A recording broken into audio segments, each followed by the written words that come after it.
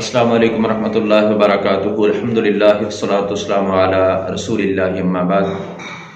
صحیح بخاری اور مسلم کی متفق علیہ حدیث ہے۔ صحیح بخاری میں 2442 نمبر پہ ہے، رسول اللہ صلی اللہ علیہ وسلم نے فرمایا المسلم اخو المسلم، مسلمان کا بھائی ہے، لا یظلمہ ولا یسلمہ، نہ وہ اس پر ظلم کرتا ہے اور نہ ظلم پر اس کو چھوڑتا ہے، بے یار و مددگار اس کو نہیں چھوڑتا۔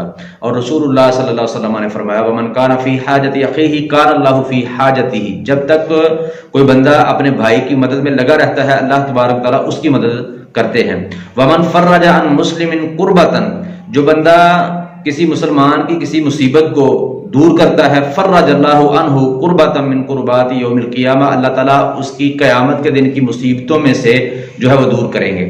اور رسول اللہ صلی اللہ علیہ وسلم نے فرمایا ومن ستر مسلما سترہ اللہ یوم القیامہ، جو بندہ مسلمان کی پردہ پوشی کرتا ہے، اس کے راز کو چھپاتا ہے، تو اللہ تبارک تعالیٰ قیامت کے دن اس کے راز کو بھی چھپائیں گے، اس کی پردہ پوشی کریں گے۔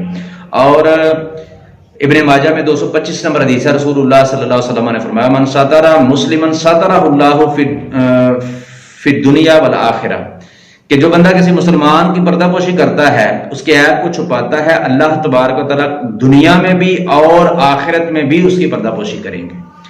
اور اسی طرح ابو داود میں 4012 نمبر حدیث ہے، رسول اللہ صلی اللہ علیہ وسلم نے فرمایا کہ اللہ تبارک و تعالیٰ بہت زیادہ پردہ پوش اور بہت زیادہ حیا والے ہیں، اور اللہ رب العالمین کو پردہ پوشی اور حیا بہت پسند ہے۔